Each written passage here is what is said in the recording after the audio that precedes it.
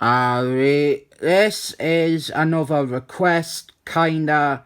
This is Excellent Men Limitless, issue 16, starring Squealy. Someone said that they like whenever I call him Squealy, so here is a video all about him. This is part of an Excellent Men crossover called Operation No Tolerance. The premise was that the government, they were cracking down on the muties. This is also during the period when Squealy and Emma Frosties, they were like headmasters of the Excellent Men School. And we have got this fantastic gatefold, really helpful. Tom Beaver, one of his first things was to get rid of these. He thought they were a waste of time and money. Because, you know, cluing people in and telling them what has happened or what they need and that's a problem, apparently. Probably because Tom Beaver's comics ignore that sort of stuff. Mind you, got the same problem every gatefold cover has, where when you fold it up, the cover, it doesn't actually cover all the comic. And it's always the case. Does anyone know why this is? Why'd I have to cut like half an inch off the cover if they want to have something fold out? It can't be so that the insert actually fits in the comic, because you could just like cut an inch off there and have the cover be normal size. But this video isn't about gatefold covers and how they didn't work. It's about the Excellent Men and Squealy. And as you can see there, Squealy is listed first on the cast. But more importantly, there is Emma Frosties. I love her. Most attractive comic book character ever. And the villain for this one, he is called Bastard. None of you will remember him from like my 9th video, which was an issue where he tortured Julie Lee. Bastard is in charge of Operation No Tolerance, and he has got these new centennials who are like humans who have been mixed with robots. Very scary. See, this whole recap page is fucking handy, Tom. It doesn't eat into the story or the page count. Before getting to the story though, oh god, this is going to be a long one, isn't it? This is part of Operation No Tolerance, and I'll talk about that crossover in another video, as well as Bastard's link to Nimrod off of my name. But this issue, for some reason, they didn't include it in the Operation No Tolerance hardcover. This was meant to be like the whole event, but for some reason they didn't collect this, and this is definitely part of it. The whole story is based around the crossover. We start off at the Excellent Men's School and Emma Frosties slaying it, beautiful, and she's not even wearing like her fetish gear or her bondage costumes. She's just dressed like a normal person, and she's still the most beautiful woman in any comic ever.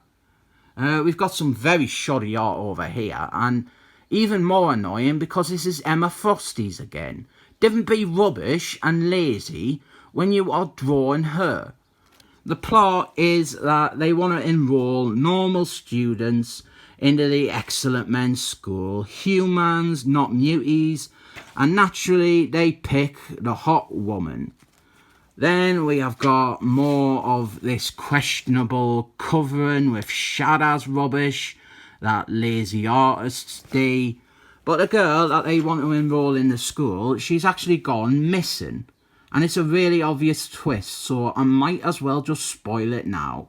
She has been kidnapped and transformed into one of Bastard's human/robot hybrid centennials. Now we are at another school, and this guy, he was like their second choice to enroll, but coincidentally he turns out to be a mutie who can transform into a lizard man. And then we have got some cheesecake. She is the woman who went missing, the one who has become one of the new centennials, and she is targeting this guy, this other kid, because he is a mutie. There you can see she transforms into a centennial, and the reason that Bastard abducted her and transformed her was because she was a good student who could easily get enrolled in the Excellent Men's School, and now he can use her to infiltrate and kill all the muties there. Quite a good plan, really. Here is boring Myra MacDonald, looking a bit more ethnically diverse than usual. So that is good, that is progress.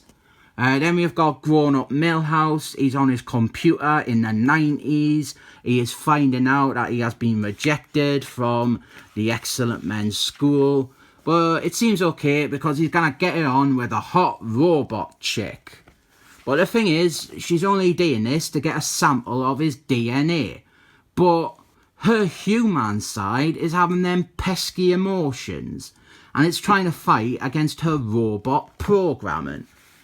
Then the kid, he goes to the Excellent Men's School to tell him he's a mutie. He starts talking to Squealy, and here he drinks loads of water. And then he shows his mutie powers to turn into a lizard man. So him and Squealy, predictably, they end up fighting because he's a bit like the Hulk, where he doesn't have the best control over his rage and anger when he's in lizard form. And he runs off back to his school, but Squealy is giving a guest lecture. What are the chances of that? And now all the action kicks off, with him turning into a lizard man, and she transforms into a centennial form, and they start fighting, and she's going to kill him. She's about ready to kill him here, but she pauses for a moment because of her human side. And then Squealy shows up to save the day. But one thing is, the colourist doesn't seem to know what colour Squealy's costume is meant to be. Because on this page, it's clearly done in his classic green. Like here, you can see there, that is definitely green. And here it is green as well, but it looks darker because of lightning. But every other page, he's wearing blue. On the cover, he's wearing blue. But then her human side, it wins out, but that's no good, because Bastard just kills her for failing. And then this guy, he decides he doesn't even want to go to the Excellent Men's School anyway. He just wants to have a normal life, and he is never heard from ever again. The end. Then we've got a bonus at the back. It's a bit of a quiz, but I do like this picture here, because it's an unusual mixture of members of the Excellent Men. And if you look, Cyclist, he is right next to Emma Frosty's, because they are true lovers and always will be. This is a rudimentary spotlight story on Squealy. It does feel as if it's going through the motions a bit, but at least it does tie in with a crossover. And Squealy isn't a character who normally gets solo stories or stuff like this. Plus Emma Frosty's was in it, and any comic is improved with her. The art is questionable in places, and there's a few editorial mistakes like typos or Squealy's costume. Or there's a page where you didn't know what order to read everything. But in the end, I rate this comic 7 thumbs up.